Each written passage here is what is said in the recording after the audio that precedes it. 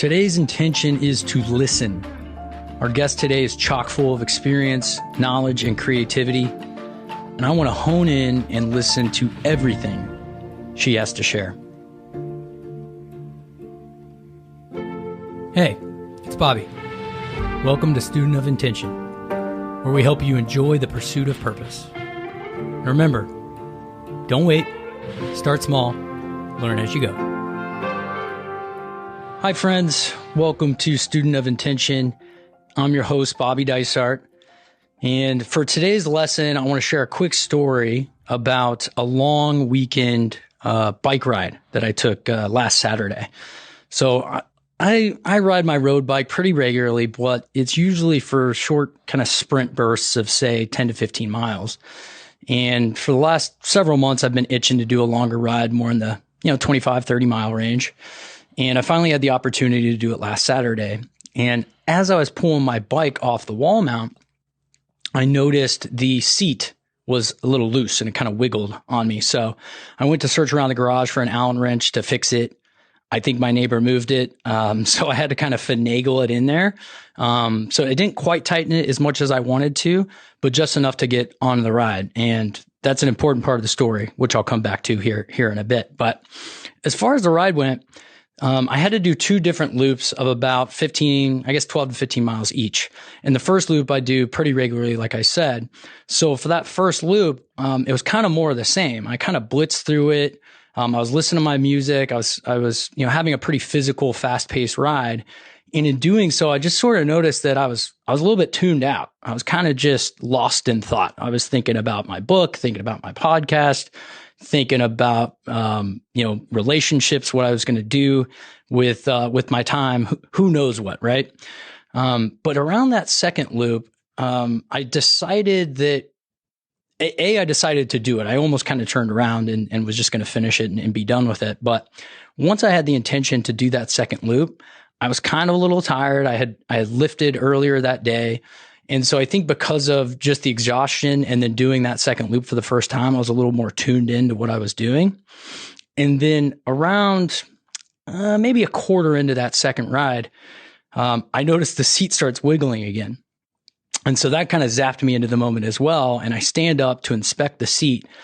And for whatever reason, as I did that, I just kind of was overtaken with this awareness of like all the things that were going right for me to just enjoy that moment right then and there. That seat had to hold, even though I kind of like, screwed it on kind of haphazardly. I kind of was aware of the gears of the bike, like all of them working, together to propel me forward. I was suddenly just aware of like my body and the, physicality, the collaboration between my glutes, my heart, my lungs to again, propel me forward, and then start looking all around at like the beautiful scene of Back Bay that was just awesome at that exact moment. It's perfect, 72 degrees, the sun's shining. I'm on this beautiful paved road, and then I'm blasting music through, wireless AirPods. And just the technology there to have that available to me is just, again, kind of just blowing my mind in that moment. And it made me think of like this term that I coined actually in my newsletter this week called, the experience machine. And the experience machine being myself. Like I'm purpose built to have moments like that, to have these eyes to take in all this beautiful scenery around me, to have these ears to digest the energy of this music, to have my body, working in perfect harmony, to be able to ride a bike 30 miles through, blustery Santa Ana winds. And I just was so grateful for that realization. Cause it just reminds me like, that's how I can approach every moment of every day. I have this experience machine that is purpose built to just enjoy it all. And as long as I'm present to that, I can have that same sort of gratitude for, cooking dinner with my wife or, walking my dog, in a late afternoon, or even just reading a book perchance by Laura, my guest here that's, about to join me. So, take that for what it's worth. I asked the question on my newsletter, how will you show up? How will you use your experience machine? And with that, I'll shift to a new experience, one that I hope to get a ton out of, and that is interviewing my guest today. Her name is Laura DiBenedetto. She's a TEDx speaker, success coach, podcaster, educator, and researcher. She started her first company at just 19 years old. And today she's the CEO of Vision Advertising and the author of the book, The 6 Habits. I'm really excited to have Laura on the show today. Laura, welcome to Student of Intention. Thank you. I'm stoked to chat with you. Yeah, so Laura and I met through my partner in crime here in the studio, Chris Decker. And we spoke, I don't know, what was that, like 5 weeks ago? I've lost all track of time at this point. It's all blur's day to me, but yeah, sure. There you go. There you go. Well, yeah, I mean, not only the book you wrote, but and kind of the content that you have out there immediately resonated with me. I mean, one of your 6 habits is intention, and I'm kind of geeking out on intention. So amongst, as well as the other habits. So there's plenty of reasons I was excited to meet and chat with you. But I think we had like an instant connection and energy as well. At least I felt that. So definitely excited. So when we talked then too, I remember you had just moved from Maui to Jacksonville. Is that right? Yes, I did. So I just got to ask, because I'm a big location guy, like where we're at, like affects our energy, our habits, etc. As a person who I'm sure loved Maui, I mean, that's an easy place to love. Just curious, what's the latest on Jacksonville? Well, currently the sun is shining. It's a beautiful, I think 76-degree day, and it's nice. Like my backyard is a really happy place to be, and I got the breeze all throughout the house right now. So it's good. It's really good. It's got a really positive energy here, and I like it. I really, really like it. That's great. That's great. And I just listened to your recent podcast that you're a guest on, and you mentioned some wonderful little moments, little intentions. So I define intentions as moments that we want to experience, that we prioritize to experience. And on that show, you actually talked about positive intentions that you're kind of bringing into your life. You'd mentioned watching a Gordon Ramsay masterclass, making healthy dinners, walks in your neighborhood. I was just curious what other intentions you're kind of anchoring around that are bringing more of this positivity into your world there in Jacksonville. Intention is definitely important, and it has been the thing that has made the move less chaotic. And I like anchoring myself in goodness, which is the 5th habit, and intention. So my intention is to find joy in every day. And on days where it's rainy and yucky out, my intention is very much to not go for a walk. But on other days, it's nice. But there's lots of different things that I think we can all do that bring joy into the everyday. For some people, it can be as simple as just getting dressed that day, because maybe it's just been a really hard slog for a while. We're all sick of this whole COVID nonsense. If we hear the phrase new normal one more time, we may all collectively vomit. So finding something that we want, something that brings us to a place of joy is important. So the habit of intention is all about getting clear about what we want, and it can be day to day. It can be big picture. It can be specific. It can be abstract. For me, currently, it's a mix of all of it. I'm working on helping others to discover the 6 habits, which is a really big goal. It's kind of abstract, but more specifically, it's about finding moments of joy and prioritizing my health every single day. Wonderful. Yeah, I heard that audacious goal. We'll get to that.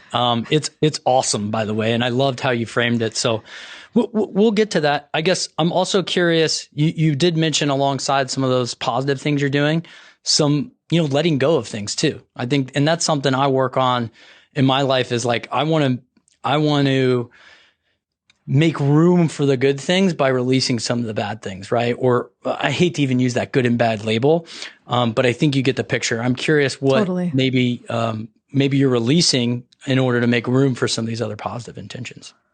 Absolutely. I think, looking at the bigger context of the 6 habits, the second one is the habit of acceptance. And when we accept who we are and who we are not, we tend to change our intentions around what we want because it's less in line with what society expects from us, our mothers expect from us, our spouses, our friends, whatever. And it's more about what we genuinely and deeply, truly want that's fully in alignment with who we are.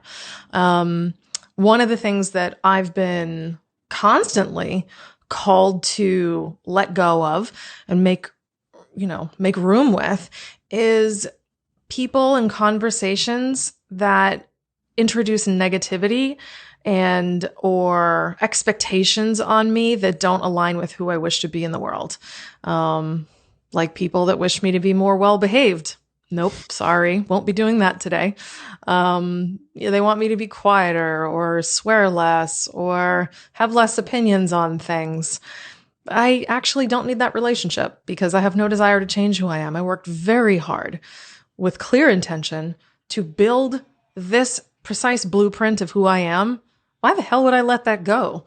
Just because of someone else who decided they don't love me as I am? I don't think so. No time for that. No time for that. What was that thing a couple years ago? Ain't nobody got time for that. You got it. I'm glad you brought up acceptance. Acceptance actually, funny enough, was a word that I committed to 2 months ago. It's like my word for 2021. I follow a guy named Chris Pan that he part of his intention products is choosing a word to kind of anchor around, or words, and acceptance was mine. And so how I think of acceptance, I think of it as acceptance of other people's perspectives, acceptance of circumstance. And I think another thing that I caught in that recent podcast that I thought was so interesting was, and it's around acceptance, I think you kind of talked about experiencing life fully and not necessarily judging the different emotions that we maybe encounter with experiences. Can you talk a little bit more about that? Yeah, absolutely. So what you've just described is external acceptance.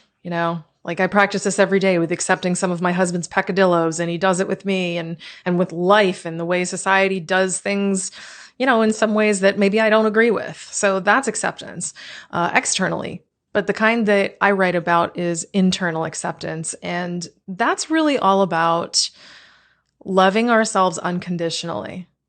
Truly, truly loving ourselves with no conditions whatsoever. I will love myself with these extra 10 pounds. I will love myself with all of my screw ups. I will love myself and all my flaws. And I will love myself for my definitions of what a happy life looks like, even if that makes no one else happy and they don't get it. A good example is actually a client that I worked with last year who was so focused on trying to manifest loads of money, but he never managed to find it or manifest loads of it. Like he always had enough. Once we started really digging into how he felt about himself, it was this really kind of twisted relationship with who he really is versus who he thought he was supposed to be according to society. And somewhere along the line, he got the message, like so many of us do, that in order to be successful as a human, you have to be a millionaire. And unless you're a millionaire, which is so arbitrary, you're not successful, you don't matter. So he had internalized this false narrative of what like worthiness, deserving, and relevance looked like. But he didn't really absorb it to the like marrow of his bones, which is good because, he didn't sacrifice his whole life to become this person that was a slave to the almighty dollar. And the wonderful thing is, once we started focusing on acceptance, he started shifting his beliefs around money. He's like, I don't need to be a millionaire to be happy. I'm actually really happy where I am. Yeah, you are. And the things that I desire are quite humble, and I don't need a lot of money for those. My needs are always met. I'm in a really good place. But what I really want out of my life is I want just a cabin in the woods so I can write. I want to be a writer. And I'm like, how wonderful for you. Now, let me ask you this question.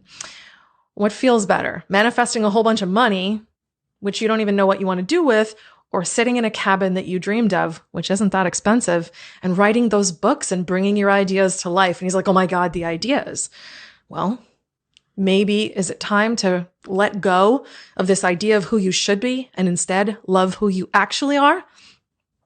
And that's where the journey of acceptance began, and the transformation in mindset from obsession with money to total immersive self-love, and just a transformation in perspective and joy and ease with which he was able to move towards the idea of the cabin in the woods so he could write his books.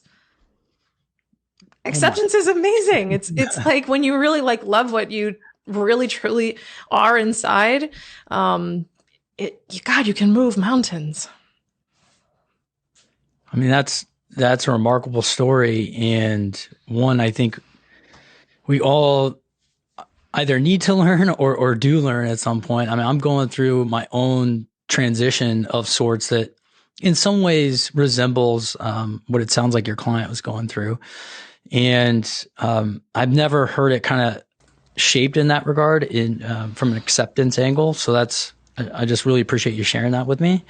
I'm curious, like, because that's a massive shift, right? You're telling me this is a person that was focused on manifesting this large amount of money for a long time, and to some extent even like probably beaten down from his failure a little bit of doing so.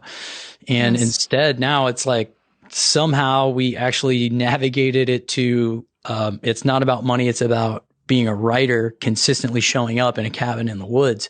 What did those first shifts look like? What kind of work did he do to get that journey or that transformation started? God, it was a lot, actually. I had him doing a bunch of different exercises, talking to the child within, some things on his own, some things with me, really just reshaping who he thought his wife wanted him to be, and letting go of these preconceptions that were installed in him way before he even met her. So he had to do a lot of work that, to be quite honest, actually hurt initially. He had to face the definitions that had been installed in his head without his permission. And he had to figure out where they came from, who put them there, why they put them there. And that journey, like, it really hurt at first. I remember, just kind of being there for him at the time.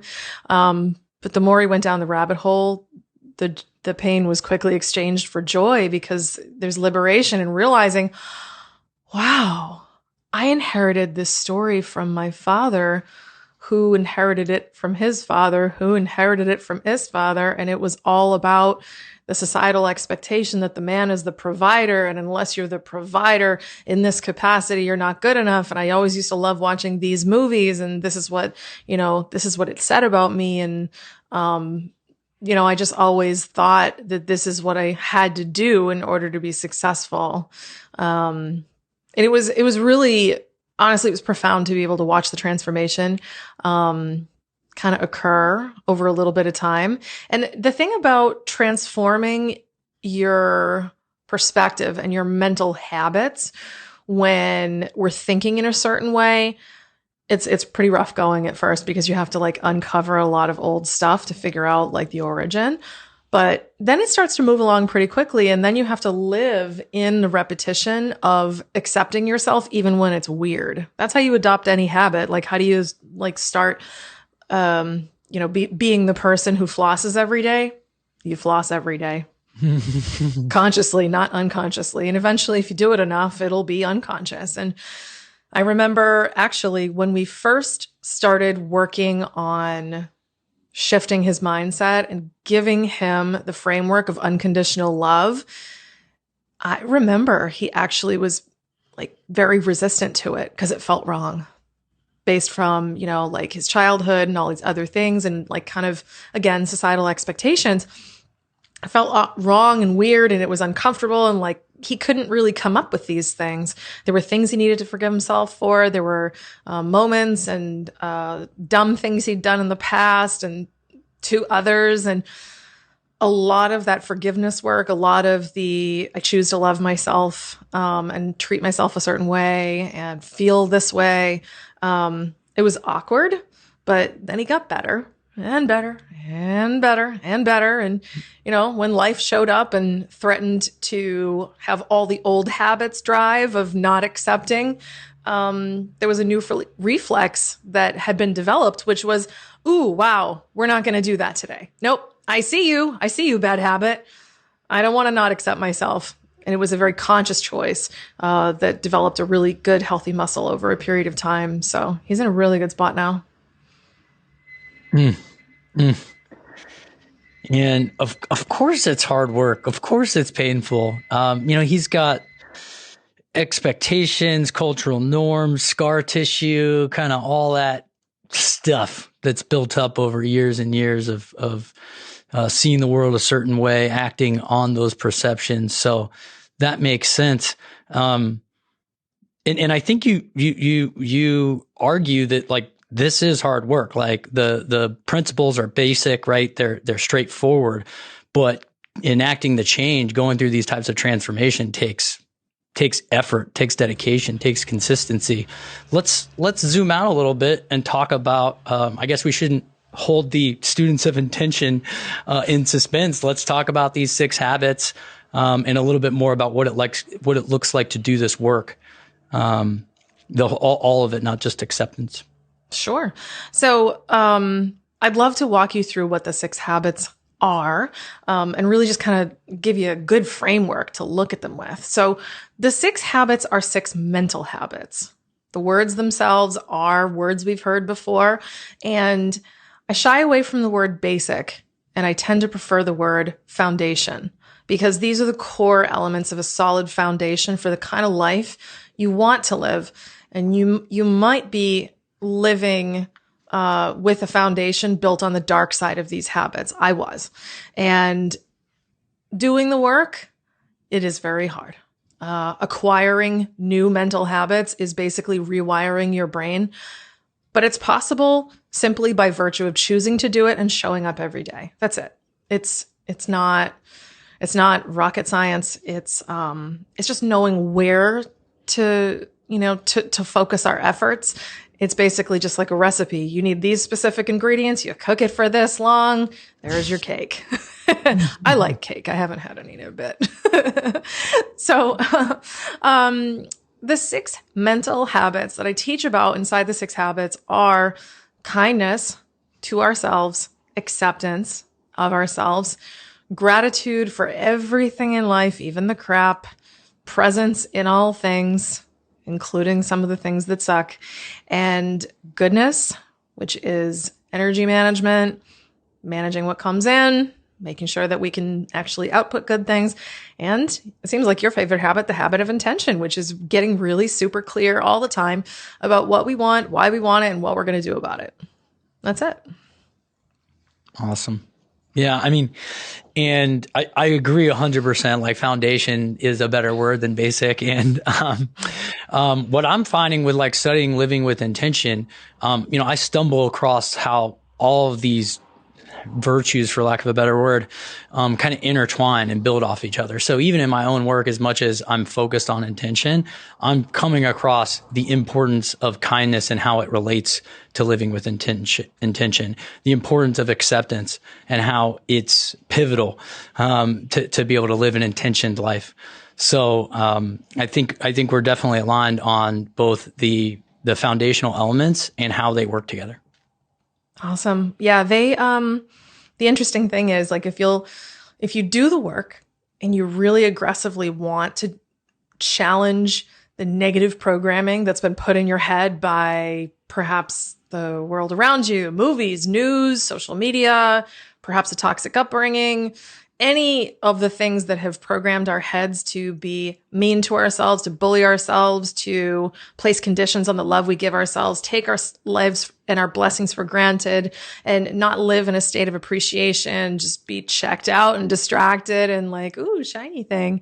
And like just allow all the toxic crap to come at us and just be so distracted and just bumbling along in life, kind of aimless. Like when we actually choose to do the work to become a different way of ourselves, a different way of being with ourselves, it becomes easy, and it's the work that gets easier the more you do it. It gets really fun. You start seeing lots of like positive benefits from doing all these things like immediately, like the very first day you start doing this stuff.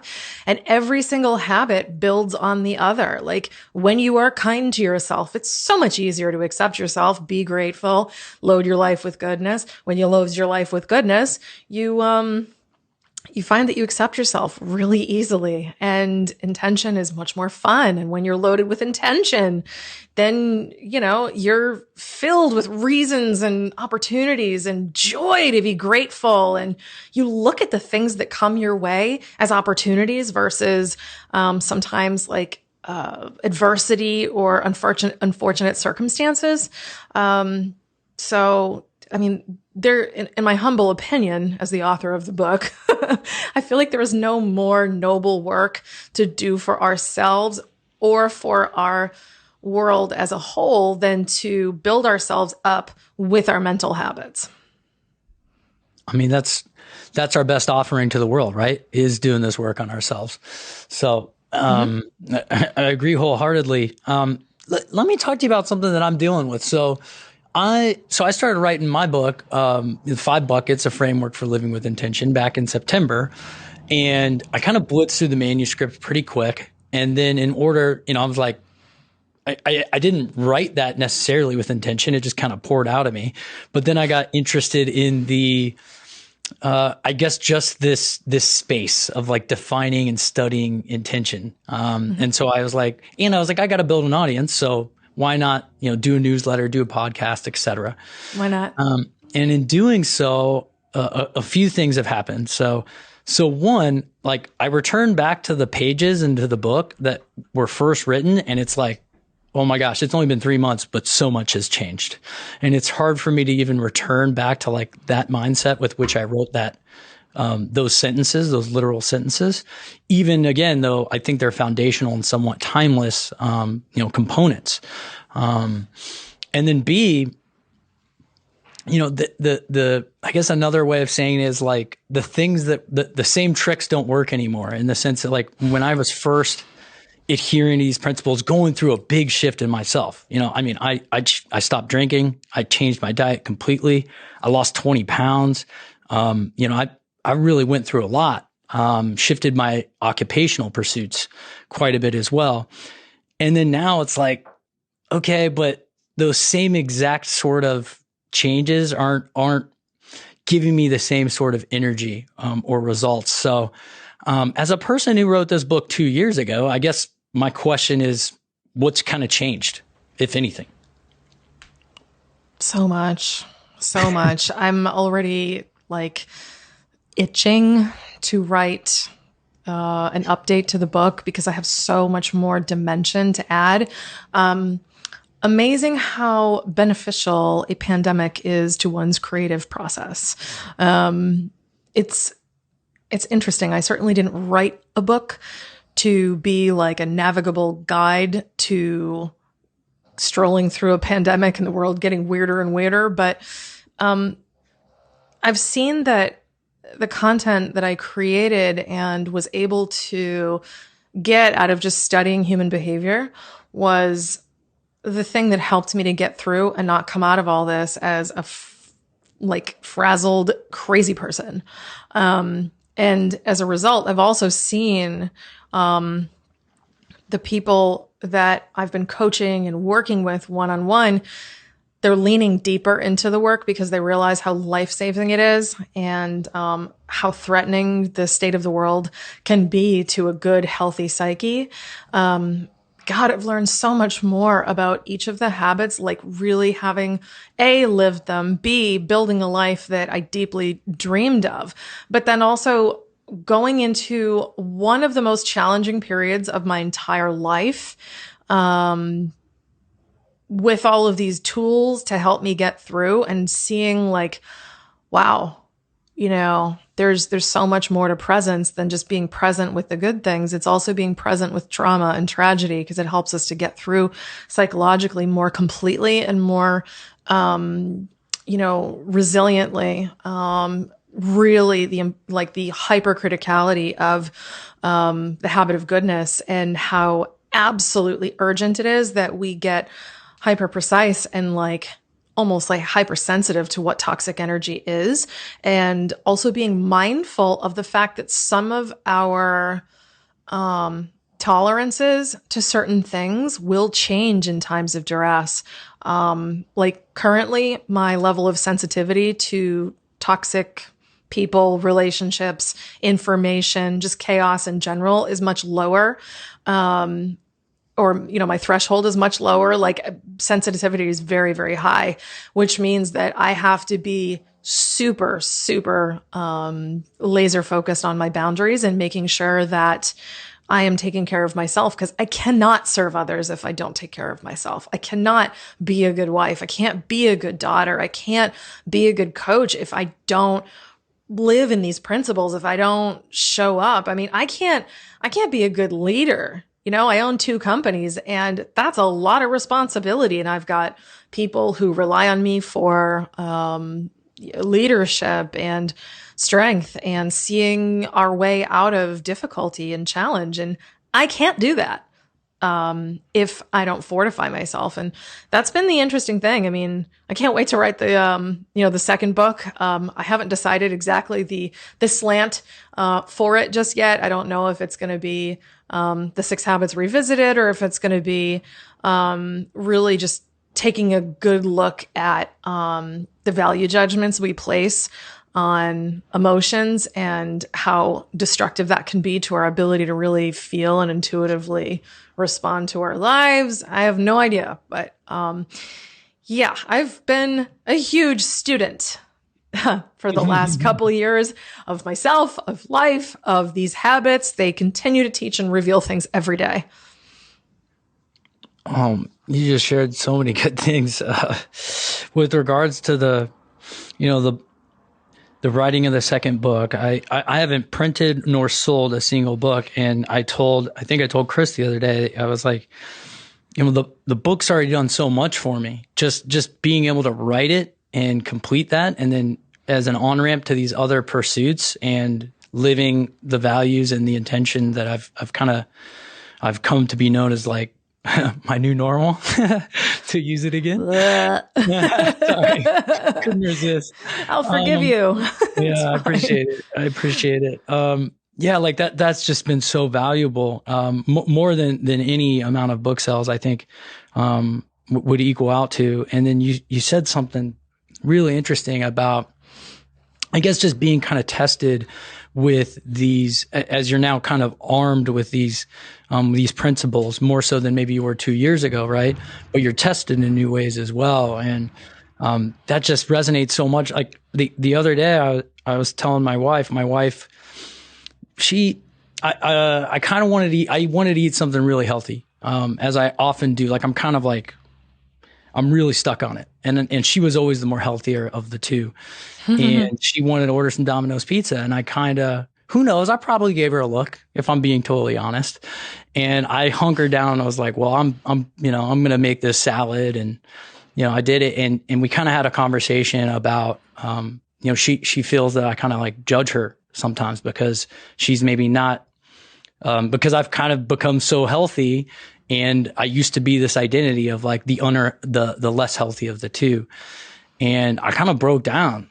You said you're sensitive. Like I'm really sensitive lately. I started crying. I was like, not only am I not judging you right now, ever, but I did this out of survival. Like I do this, I show up for these changes in my life right now out of survival. Like that's the kind of stakes that I want to make clear that are real to me with these decisions that I make, whether it's as something as trivial as a healthy meal that I put into my body, or something as big as taking a risk on a book or a business idea. Mm-hmm. I'm doing these things out of like, I was in a place where this was necessary, and it still is. I love all of that. And I think you're onto something. And I think you've just highlighted an interesting thing that couples and friends and partners go through is one person in the relationship decides to change their lives out of defense for self and sanity and health and longevity and whatever. And the other person has a fear of being left behind if they don't adopt those changes. And the other person will often have a fear of rejection. If you're changing yourself this way, this is currently your standard and I don't fit that standard. So will you love me anymore? Is the fear of the other person. So I went through that in my relationship. My husband saw me going through spiritual awakening after mental awakening, after universal gut punch, like all the things. And I remember him verbalizing it and bravely saying, I'm afraid that you're going to change so much that you won't love me anymore or have any use for me. I mean, the level of vulnerability and courage it took for him to even say that was profound. And I admire the hell out of him for even saying that. But it really just gives voice to what so many people fear, is the fear of not being loved, not being enough. And when we do work on ourselves, it can be terrifying to those around us for that reason. Yeah, I mean, it's such a complicated, double-edged sword. I empathize with her when she told me that, because I see it too in our day-to-day interactions. Like I'm a weird, different human being. Like I'm a person that you didn't marry in some ways, right? So I can only imagine that impact and that effect on her and in your husband's scenario as well. Well, yeah, I mean, it's huge. But the thing is, when you get married, you marry one person, and by the time it's all said and done and you're all wrinkled and trying on each other's dentures for fun, you are going to be different people. You'll be older, you'll be wiser, you will have grown and all of those things. And the challenge is really to not necessarily grow together, but to grow parallel and still love each other through the evolutions. And that requires courage to change expectations, to be vulnerable, to accept the new things in our partner that are maybe a little scary or foreign to us. Like my husband has grown lots and lots since I met him. And some of the ways are like, wow, those are awesome. Other ways are like, okay, that's like what you're doing with that. Okay. But if we can all kind of look at these fun little changes within ourselves, within our partner, and A, acknowledge them, B, acknowledge our fears or discomfort, but C, also just choose the relationship and choose the love and choose to continually search for the common ground as the common ground and as the ground in general continues to shift and change. I think that's where we can have long, healthy relationships where two people continue to get better together and apart. Yeah, I mean, it sounds like the stakes are just raised on the need for the 6 habits and for anchoring around each area and trying to just continue to work on ourselves, invite our significant others in for vulnerable, honest, consistent communication.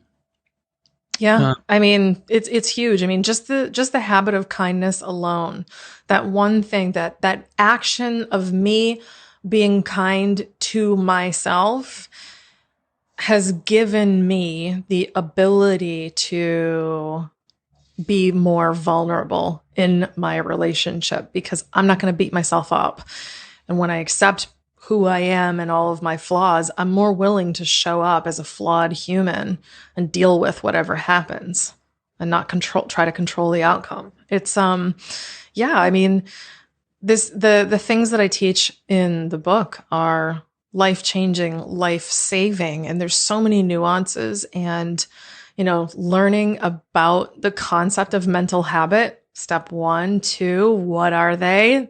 Step 3, how do you do it? And that's what I really love to share and educate people on.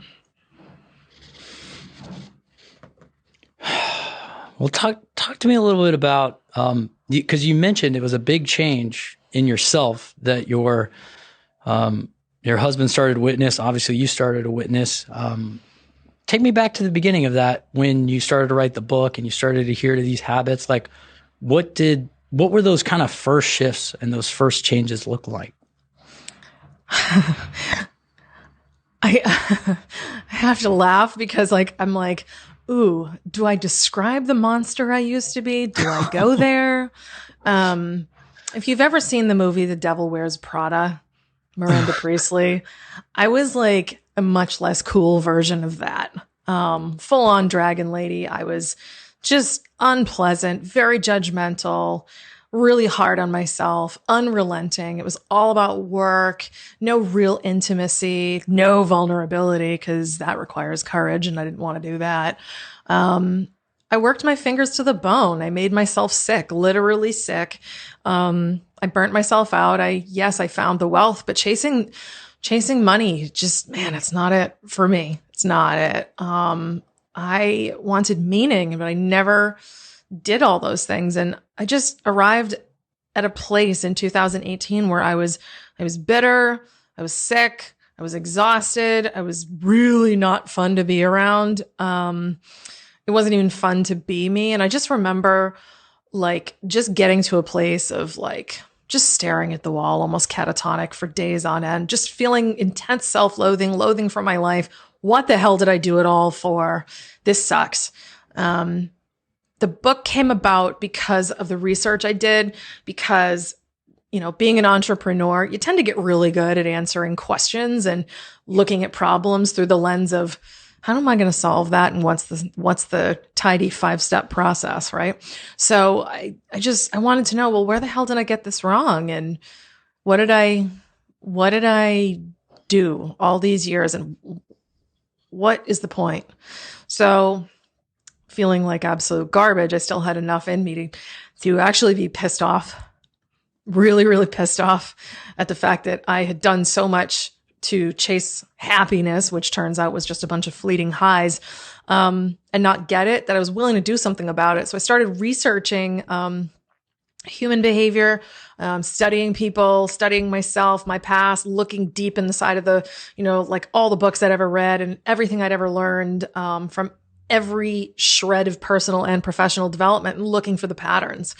Just as a marketer and as an entrepreneur, revealing patterns is kind of what I do. When you're looking at a Google Analytics report, your job is to extrapolate a story from ugly data and numbers. And, I had a bunch of data based on what I had collected, and I'm looking for the story. The story revealed itself to be 6 things. And I wouldn't know what the things were. And the more I just sat with it, the clarity arrived. I'm like, oh shoot, these are not just things or ideas. These are the way people think. And that's something we get a vote on. That's cool. So do I get a vote? Turns out, yes. So I wanted to know, well, how does one acquire these mental thought patterns? Asking for a friend. I wanted to know, how do you do this? Because these sound great. I feel like my life could be so much better if I had all these wonderful new thought patterns instead of thinking like a negative jerk. What if I was just a radiant beacon of love and light? What if? And of course, being a cynical New Englander, I was like, Okay, fat chance. Not sure that's going to happen, but screw it. Let's try anyway. So I put myself through the ringer and learned about habit acquisition.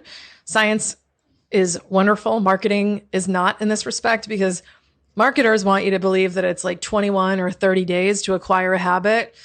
Yeah, that'll help you sell more books, but it's going to actually let down your constituency. The fact is, habits take about 66 days on average for people to acquire a new habit, sometimes more.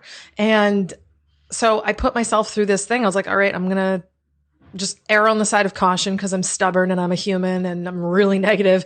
Let's see if I can do this in 90 days. Let me see if I can rewire my thinking.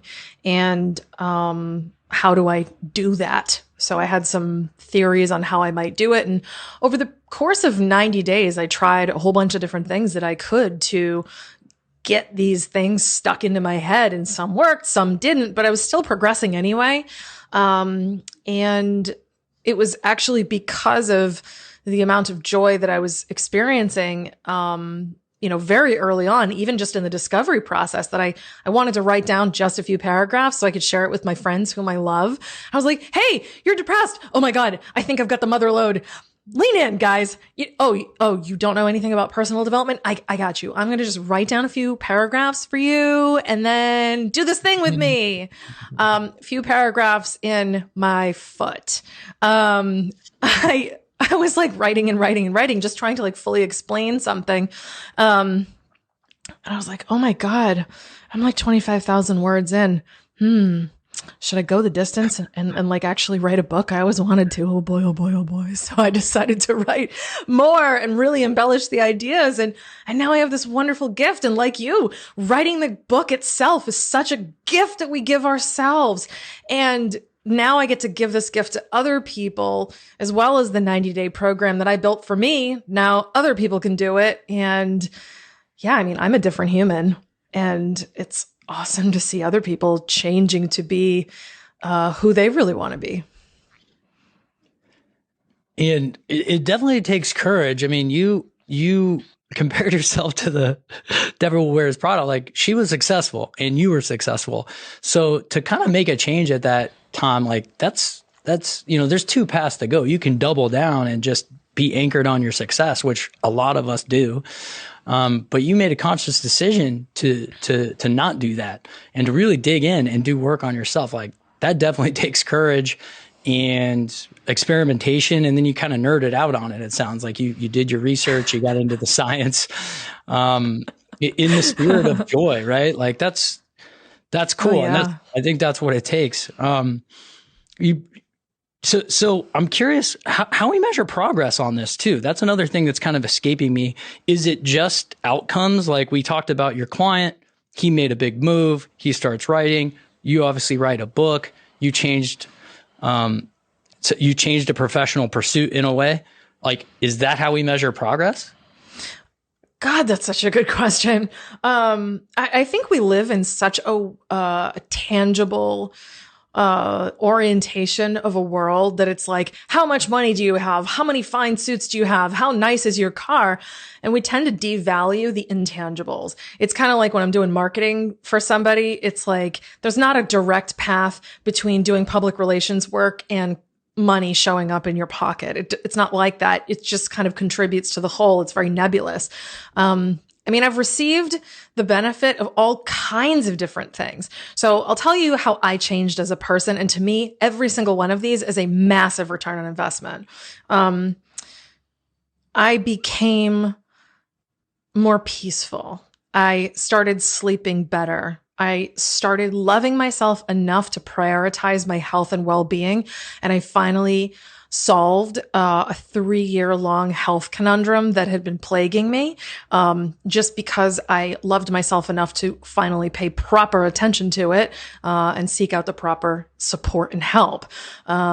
I developed the courage to move to the island of my dreams. There's no way I would have done that beforehand. It's still one of the best things I've ever done, even though I don't live there anymore. I like, this is probably one of the most awesome thing is the feedback I've gotten from other people. I'm no longer a monster. And that's really nice. My husband enjoys my company more. I enjoy my company more. My parents, my friends, everybody's like, instead of like, wow, oh my God, ooh, yay, just saw Laura. Oh my God, I need therapy. It's more like, wow, I saw Laura. I can't wait to see her again, which is a different experience. And I want to be a person who projects and gives love as much as I receive it, you know? So I noticed the difference in how my employees respond to me. Totally different. I'm showing up differently as a leader. I'm selling more. Money comes much more freely and easily to me because my energy is different. Successes are easier. Life is more fun. I mean, like, you notice how some of these are tangible, some of them are not. Like, you know, yay, more money, wrote a book, TED Talk, lived on Maui. Those are very tangible, but not being a jerk, sleeping really well, dedication, courage, just general loving demeanor and living in a state of like heightened spirituality. Those are kind of vague. They're definitely not SMART goals, but they're things I wanted, right? And I got them and I like me. Damn it. I didn't like me before. And I think that's the best one. 100%. And you're highlighting the challenge of, I see this with my work on practicing living with intention, which by the way, I call it a practice. Cause I kind of liken it more to like the progression of say yoga or meditation, as opposed to the progression of that we associate with like weight loss or revenue performance, right? There is more nuance to it, tangible, intangible, et cetera. But I think there's two challenges. One, you said it, right? Like culturally, we're built around tangible outcomes. Like that's what we learn at a young age and through any sort of education, business, street education, or you know, traditional school education is like the more tangible, the better. And then B, I actually think it in this scenario, when we're trying to adopt mental habits, when we're trying to practice living with intention, being outcome focused, I would actually argue takes away from that progress, right? Like even just if you put in your forefront, in your focus, in the way that you had focused on things in the past, you focused on moving to Maui or getting more sleep, you would have approached in a way that probably wouldn't have led to the success that that by not necessarily focusing on that outcome led to the success that you have now. Solid point.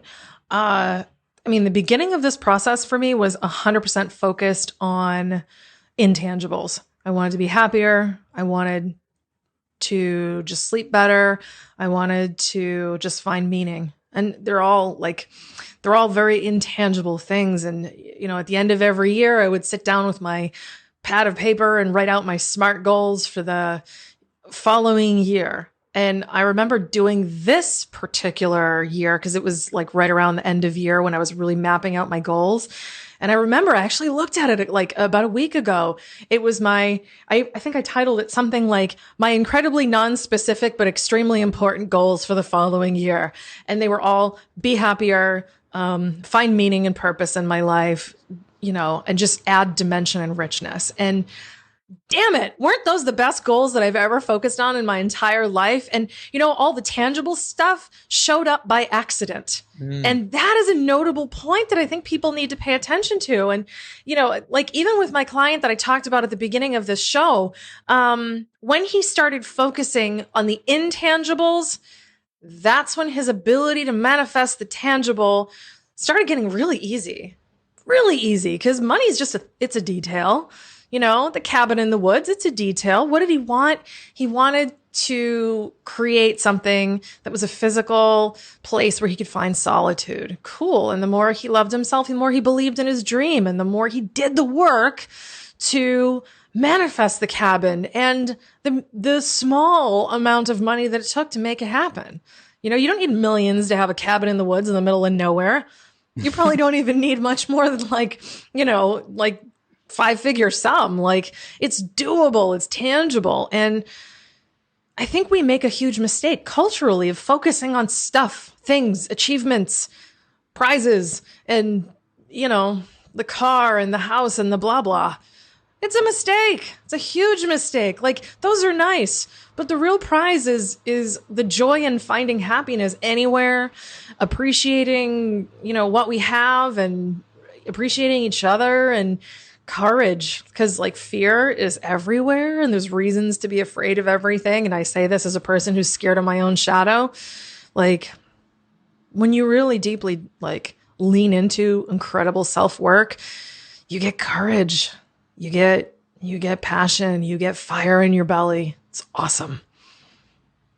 Absolutely. And I think by accident, you might stumble onto more time and money, which are probably the resources that we all are just constantly obsessed with manifesting.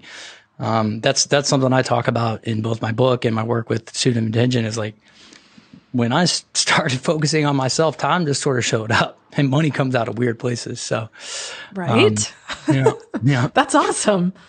So, thank you. Like, this has just been an awesome conversation. You've shared so much, about, the book, about, different successes, the nuances of what you've kind of learned after 2 years of doing this work. The core question we always ask every guest on this show is, what is something now that you want to metabolize? What is something that you maybe want to get intention around right now after this whole journey is kind of, you've gotten to a new shift and you're in a different position. What's the new stuff? So a lot of people ask me that question. So what's next? I'm actually living in a state of, I don't want, next or different. I'm just living joyfully where I am. And I think that's a pretty magical place to be. So I just moved to a new community, and the only thing I can possibly think of that I really need is a social community. And right now I'm focused on getting my house set up. The first 5 weeks that we were living here, I had no furniture. I was basically camping like a bum in my own house. That was fun. Don't recommend. But now our container came, our things are here. I've ordered furniture. Things are starting to feel very homey, very intimate, very nice. And once I feel really good here, I'm looking to plant some roots here. And I've got lots of roots in Massachusetts. I've got some roots in Maui now, and it's wonderful. And I'm excited to make some friends and build a community and tribe, and just really get to be plugged in here. That'll be fun. Something to build, something to focus on. That's for sure. And yep. I remember hearing in the podcast that, like, out of the 6 habits right now, the one that's kind of serving you most is goodness. Is that still the case? Tends to shift every day. I mean, I think it's actually gratitude this week. Living in a state of profound gratitude. Things have not gone perfectly the last year for like anybody. And I find that I'm living in a state of appreciation for my husband, all the things that make him who he is, even the things that bug me, living in a state of appreciation for where I am and who I've become and the hard lessons I've had. I mean, I don't mind sharing this. But even a couple weeks ago, I had an absolutely profound breakthrough, just as a person, in a big lesson that I had apparently been needing to learn for a very long time. And I didn't know it until it punched me in the face very violently. And I'm just so grateful that I could finally see a part of myself that was not so great. So I can really work on it. And I choosing to be in a state of appreciation for others and their differing points of view, and all of the stuff that's going on in the country. Yes, it sucks. And, problems are what they are, but living in a state of appreciation, like radical appreciation, has helped me to show up in a way where I can give joy so freely to others. I can give love and listen and be there. And I wake up every day with a stupid grin on my face. Probably has something to do with the 2 fuzzy kitties that are on my bed, but I'm grateful for them too. So It's just all around awesome. Gratitude is definitely the habit I'm loving the most this week. How about you? How's your week going? I think I'm in the same space in the sense that like that's why like I had to jam on this idea of experiencing things fully. The idea that like we're walking around with these experience machines and you have to experience without judgment, right? Like Yes. you can't go in with it, like expectations are dangerous. Like that's what I've been jamming on lately. Like the second I see some sort of like hint of success, if I kind of like get attracted to that, then here comes some like challenges or some failures. And so I'm in it constantly trying to be aware of like, okay, like just be an observer in my life, basically. Like I'm going to check this ride out for all that it is. I'm going to use my eyes, my ears, my heart, my brain, everything that I can to experience this stuff fully and not make judgment, because I'm in uncharted waters too. Like, 2 months ago, I didn't know what this podcast was going to be. 5 months ago, I probably used the word intention 3 or 4 times my whole life. So it's like, I've got to continue to remind myself that, it's all awesome and it's all, unknown. And that's what I've been really focused on this week. Hell yeah. I celebrate that right along you, brother. That is amazing. Cool. Well, I know we're running up on time. If you want to sneak in, like, I definitely want to shine light on your big audacious goal, for everyone that's listening, because I know you're doing the work and you're chipping away and I'm excited about it, but I guess we should make it clear for the people listening in. Yes, you've hinted at it a few times now. I guess we should talk about this big, crazy, hairy goal of mine.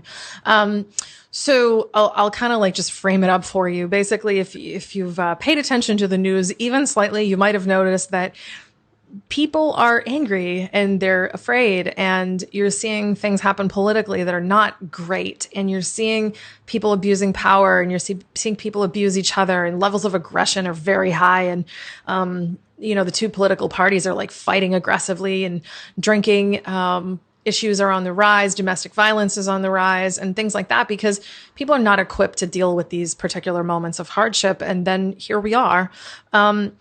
So my big crazy goal is to put the wisdom of the 6 habits and these tools in people's hands so people can change and be part of the change we wish to see in the world. So for me, what I want to see is I want to see people be brave with their vulnerability. I want to see people serve their communities from a place of love and appreciation versus just being a power hungry jerk that just wants to take advantage of people and live their own best life on the backs of other people.